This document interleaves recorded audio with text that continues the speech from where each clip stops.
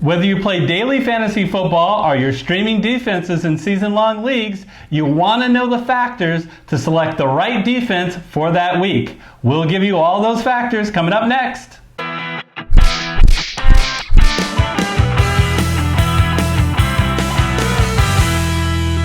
Hello everyone, I'm Eric Lee. And I'm Gary Kurtzman, and we are the Fantasy Football Consultants. A little fun background for the viewer. Eric and I have been doing this for a long, long time. In fact, 25 plus years ago, back when we were in college, we used to film a sports show right there in an actual television studio. Yeah, and in college, he was a stat major and I was an accounting major, and we loved fantasy football. And as a special treat to you guys for watching this video, sometime before the end of this video, we're going to show you a short clip of us on camera on that show over 25 years ago. And we hope that's a treat. You decide. But more to the point, fast forward now. Eric and I have either headed up or worked in analytical modeling departments of Fortune 50 companies. Now, the good news is we're retired, which means we have the entire offseason to bring that analytical modeling attributions to bear for you, the viewer. And that's what we've done, the culmination of which, Eric, is this NFL DFS Master Class that we are presenting to the viewer. Yeah, welcome to the course. This is the 7th class in a 9-part series, defensive selection strategies. And Gary, we are all about the defense today. We are getting defensive today, folks. Now, this video and all the videos of the NFL DFS Masters Class series and our weekly videos throughout the NFL season, they can all be viewed on YouTube, and the podcast can also be seen on iTunes for Watch For Us there too. To support the show, please smash that like button to this video, and go ahead and hit that red subscriber button. If you're listening on iTunes, help us out and give us a favorable review. So, Gary, let's turn our attention to defense. I think as a starting point, let's just make sure everybody's on the same wavelength. How does scoring work on defense? Because it's similar whether you play DraftKings or FanDuel. Yeah, that's right. And, scoring is a little more complicated for defense than for anything else because there's just simply more things a defense can do to affect a game than there is, say, wide receiver, quarterback, or any other position. So, you can see on your screen, for a sack, you get 1 point. This is, of course, DraftKings or FanDuel. Interception or a fumble, you get 2 points. You also get 2 points if your defense has sacks the quarterback or the running back in the end zone for a safety, or if they block a kick. Or really any kind of a touchdown, whether it be a return touchdown, interception or touchdown, pick six, run it to the house. That's 6 points no matter what. And scoring also applies, right? The main function of a defense. Yeah, it's great when they get touchdowns, but more to the point, you want to stop the other team from scoring. If they pitch a shutout, which is pretty rare, but it can happen with the good defenses, you get 10 points for that. That's huge. Right now, of course, that feathers down. If you get 7, then 4, then 1. And finally, if your defense absolutely lays an egg and gives up 35 or more points, you lose 4 points. You never want to have that happen. All right, so those are the key roles, Gary. One thing based on that scoring, if you look at quarterbacks, running backs, wide receivers, and even tight ends, which were volatile, this is the most volatile position in all of fantasy. And the question then becomes, how do you handle that volatility? Yeah. What factors can you point to at least to increase your odds that your defense is going to give you a satisfactory performance? Yeah, and the factors that you use to help predict whether defense is going to be good in any given week, admittedly, the correlation is less than it is at other positions, which is another way of what Eric said, the volatility is higher. But that doesn't mean that there aren't factors. And the number one thing you need to look at for the entire season long is how many sacks did they have? Now that is something that's far less volatile. If you pick a defense that has a good line that can get to the quarterback that's getting the sacks, chances are they're doing that week in and week out, and that factor alone is the most highly correlated to defensive scoring than any other, probably because, look, if you're good at sacking the quarterback, then A, you get the points for sacks. I think that's relatively obvious, but it also gives you a better chance to get those other kind of points too, right? So you're much more likely to get a touchdown because if you have a good pass rush, then it causes fumbles or it can cause interceptions. Oh, there's another one. Yeah. You're more likely to get more interceptions the more you hurry the quarterback. Lots of good things can happen if you can get to a quarterback quickly, and that's why sacks far and away are the most attributable factor. I think it's really important for people who play fantasy, again, whether it's season long or daily fantasy and looking at a defense, is you're not picking who's the best NFL defense. You're not, you can argue you may think that's the goal. It's not the goal. Look, what a good defense does, it can really stuff the run, can often catch a running back behind the line of scrimmage. How many points do you get for that? Zero. So it's an important thing to remember. You got to look at where you're getting points and what defense lines up with that. So another thing that I want to mention is the second factor out of the 4 that we're going to give you is favorites. You want your defense to be a favorite, and if possible, a heavy favorite. Why? It's a simple truth in the NFL. When you are tied or ahead, you throw the ball about half the time. But when you are behind, you throw the ball about 2/3 of the time. And you want your defense to face the offense that is throwing the ball a lot. Why? All sacks, all interceptions, and 60% of the fumbles occur in the passing game. Yeah. So you really want to take advantage of that by making sure your team defense has a good game script. Not to mention the fact that the points that we talked about earlier, 10 for a shutout, et cetera, feathering on down. If they're behind, you're holding them to less points, so that's just another contributing factor. And Eric, you made a great point, which is you need the right defense for the week, not the right defense overall for the entire season. Obviously, this is if you're streaming defenses or if you're playing DFS. Right, at any level. And so what you want to look at is who are they facing for the week? Yeah. So that's another factor, right? You want the defense that gets the sacks and you want the defense that's the favorite in the game. You also want the defense to play the other team that has a crappy offensive line. I mean, it's just pure and simple. You're going to get more sacks. You're going to get more fumbles. You're going to have a better chance for a safety. You're actually going to have a better chance for an interception because the quarterback's going to be hurried. Everything improves. Right, if the team has a crappy offensive line. You also need to look at who's the quarterback. So if you're facing Andrew Luck, facing Tom Brady, what don't they do? They don't throw interceptions. Yeah. Right? And so, that's another thing. You want the crappy offensive line. You also want the quarterback to throw a lot of interceptions. If you can face a Tampa Bay quarterback, and I don't care who's playing quarterback for him, whether it's Winston or somebody else, man, Dirk Carter loves to take chances, and they got a quarterback that swings the ball. There are half a dozen other teams that I could mention in that same sentence, right? The Raiders, the Bengals, we all know who they are, the Dolphins. So the point is this: you want to face the team with a bad offensive line, with a quarterback that's got a lot of interceptions, and to Eric's point, that are the underdogs. That'll get you, from a statistical correlation standpoint, well on your way to determining who's that great defense this week. Yeah, I love what you say about looking at your opposition's quarterback, because in addition to throwing a lot of interceptions, some quarterbacks just hold onto the ball too long, and they're susceptible to getting more sacks and then potentially turnovers that way as well. So love that as a factor you should be using. The fourth factor that we have is all about the implied total. You want to make sure that you are picking a defense where the other team is expected to score a small amount of points. Quick review for those that don't understand implied total. You simply take the over and unders for the game and take half that. So suppose the over unders were 40. Take half that means 20. Look at the spread, let's say it was 4.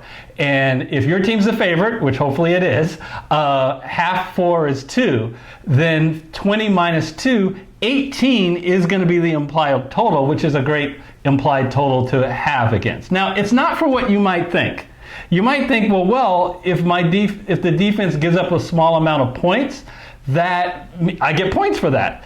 Yeah, but that is a little scary, because if you look back at what Gary explained as far as the scoring, You get 10 points for a shutout. Yeah, that's great, but shutouts are very often. Very rare. You get 7 for under a touchdown. That doesn't happen very often. From 14 points to 34 points. That's where most NFL games are occurring. 14 to 34. You know what the difference is? Just 2 points in the scoring. However, so why do I bring up implied total? Well, to the extent that it's a lower implied total, what Vegas is telling you, and they're very accurate, is that team is going to have trouble moving the ball. If they're going to have trouble moving the ball, it's more likely that they're going to have sacks and they're going to have turnovers. And anytime that you have turnovers, Gary, you are still hoping and praying it leads to defense gold, which is a touchdown. Absolutely, absolutely. So that's another factor you look at to predict what defenses are going to do this particular week. Now, Eric, sooner or later, if you're talking, especially for DFS purposes, you got to talk about salary bands. Yeah. Right? And so let's talk about that for a minute. Yeah, because most people, this is how most people pick their defense. Oh no, this is the last one I have to pick. I only have $2,300 left. What defense can I get for $2,300? But assuming you're a little bit more strategic, what range should you be looking at? You don't want to get caught. You don't want to punt the position, and I truly mean no pun intended on that. You don't want to punt. But here's the thing, Eric, is that for just again think about it from statistical correlation. There's so much volatility that it rarely works out that the highest price defense or the highest band, there's usually 2 or 3 defenses that are priced more than anything else. It rarely works out that those defenses actually score the most points for a week. It's just too volatile. Unless Nathan Peterman is the other quarterback. And the offensive line stinks in the whole. Yeah, okay, good. Thank you. Poor guy's not even playing the NFL anymore, for crying out loud. He's so bad. So here's the deal. If you can't punt, but you don't want to pay up for the top defense, then what is the strategy? Look, it's get that mid-tier defense. It's get that mid-tier defense, that mid-grade defense that has the factors that we just talked about going for it. And just to be clear, we're talking about cash games here. Well, yes, we are talking about cash games, although this will also later on apply in GPP. But specifically to cash games, target the mid-price defense with those factors that we just talked about. And basically the bottom line is there's nothing that's predictive enough, that's correlated enough to get to get you to believe that the highest priced defense is going to have an outsized return. And let's face it, for cash games, you don't even need or want that outsized return. Remember, for cash games, you only want to finish in the 51st percentile. Whether you're in the 100th percentile, you're the top scorer for the week, or whether you're just above midpoint at 51%, the payout's the same. So you're going for that higher floor, and the way you get the higher floor is to utilize those factors that we just talked about. And as long as you can do that with a mid-price tier, you've saved money that you can use for other positions that are much less volatile and much more statistically correlative. So that is the route to go.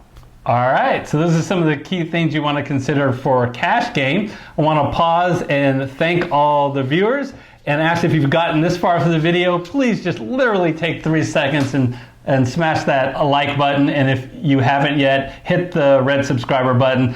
That will put you in a great situation where you get notified of all our future videos as long as you click that bell icon. So let's switch gears and talk about GPP.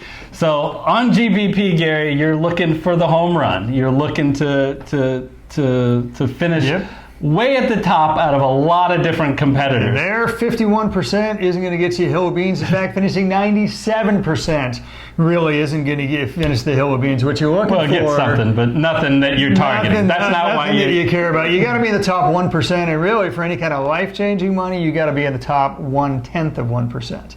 So, Eric, take it away. How do you do that? Well, there's a couple of factors that we think that you should be thinking about when you're selecting your defense. And we want to have correlation, Gary, when we're building our GPP lineup, which means if we know one player, for us to win and get at that top, we need all of our players to go off. So if one player is going to go off, is it increase our likelihood of another player going off so we don't have to get each of those right. So you're talking stacking. Somehow stack the defense. I am talking stacking, and I'm talking about stacking a defense with a running back in your lineup. But don't just stack any defense with any running back. You want to make sure that you're stacking a defense who is a heavy favorite. Let's say, I like it at least 4 points, but I really have a warm and fuzzy feeling when it's at least a touchdown. And here's why. Because you're expecting with a heavy favorite that your defense, that team, will be way ahead.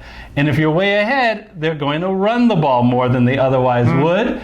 And the defense is going to be able to pin their ears back and attack a team that is going to be forced to throw the ball. So again, when you throw that ball, you have more opportunities for sacks, interceptions, and fumbles. Yeah, and I love the point that you made about you don't just want a favorite, you want a heavy favorite. So if you just look statistically for a moment, there's a real inflection point. If your team is favored by 3.5 points or less, then they almost behave as if they're not a favorite at all. If they're favored by 4 or more, that's when you start really seeing that uptick. And okay, they the points go up because of not only the implied totals, but they get more sacks, you get more interceptions, things like that. The magic all starts to happen when the teams are favored 4 points or more, and the real magic starts to happen when they're favored by over a touchdown. Yeah. Now I want to be straightforward and honest here. The correlation between a running back and a defense isn't as strong as a quarterback and say a wide receiver, especially let's see the wide receiver 1, or even as strong as the quarterback and the opposition's wide receiver. But it's still a correlation, and it doesn't stop you from stacking that other stack as well. And you've got 2 running backs in your lineup, or even 3 if you use a running back for a flex. So check out those 3 defenses. Hopefully, one of them have the factors that we talked about earlier that you like from a correlation to fantasy value standpoint, and that's a good defense to stack with your running back that you've already chosen. Another way you can stack and gain that correlation is, look, you've already chosen 3 wide receivers for your lineup. Okay? Now, are any of those wide receivers kick returners? If they are, and obviously, most teams use a wide receiver as a kick returner. Now, that doesn't mean they're using their best wide receiver 1, but most teams' kick returners also play wide receiver. If you chose one in your lineup, consider choosing that defense. Why? Well, because if that wide receiver happens to return a kick or return a punt for a touchdown, that would count for your wide receiver 6 points. That would also count for your defense, whether it's a punt return or whether it's a kickoff return. So that is the obvious way to use that stacking. It's boom or bust. I'm not going to lie to you. It's obviously boom or bust. But when you're going for 1/10%, when you're shooting for the moon and you want your lineup to be better than 99.9% of the others, you need boom or bust, folks. Absolutely. So again, you're not going to pick your wide receiver that way. You're not going to say, well, I'm picking him because he's a kick returner, but you might consider picking your defense that way if you've already chosen that wide receiver. Yeah, I think that's so important that people don't screw it and get that backwards, Gary, because you need to be comfortable with that wide receiver as a wide receiver. But hey, if you are okay with that defense, you can get what's called the good old double dip strategy. Not too bad. Another factor to consider for playing GPP is all about being contrarian. You want to differentiate your lineup. A lot of the people know the value of getting a favorite. So as we said, whether you're a small favorite or an underdog, so between a 3-point favorite or a 3-point underdog is almost a flip of a coin. So if you really want to differentiate your lineup, go ahead and pick an underdog. Not a heavy underdog, but an underdog by less than 3. They almost have the same as a favorite that's less than 3. Now don't blindly pick that. You want to look to the factors we talked about. One where you feel good about the opposition's offensive line or quarterback, or you feel good about your team's ability to go after the quarterback. Yeah, absolutely. So we've talked about great strategies here for the GPP lineup, but I do want to just mention one thing, and this is not to mitigate anything that we've said in this video, but the fact of the matter is this. We tell you not to punt on quarterbacks, because if you get the lowest tier, lowest salary band quarterback, then the returns are so bad that you're going to tank your lineup. We tell you not to punt for a running back when you're choosing a running back or a wide receiver for the exact same reason. tight ends. And we told you not to punt for picking a defense in cash games, all for the same reason. The lowest bands that are available on DFS have bad enough returns that it will sink your lineup, and it's a bad value strategy. Here is the one time where if you feel really good about every other position in your lineup and you have no money left for anything other than the worst defense, if it's the defensive position and if it's GPP, go ahead and do it. And that's not to mitigate anything that we've talked about, but if you're in that position and you've maximized your return with all the other positions, so you feel good about your overall lineup, there is so much volatility in defense, especially in who's got the high ceiling.